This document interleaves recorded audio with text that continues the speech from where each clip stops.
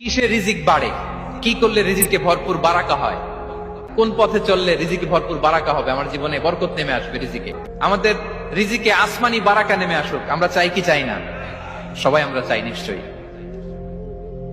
যে কাজ করলে রিজিকে আসমানি বারাকা আসে এর এক নম্বর হচ্ছে তাকওয়াল্লাহ, আল্লাহর ভয়।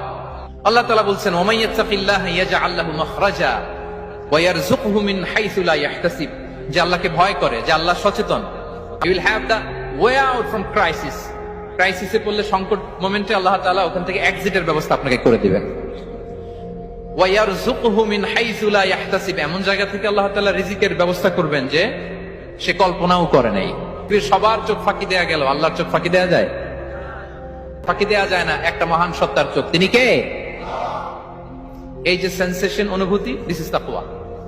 এই অনুভূতিটার নামই হচ্ছে তাকওয়া।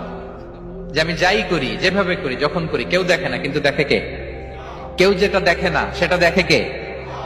দিস ইজ তাকওয়া।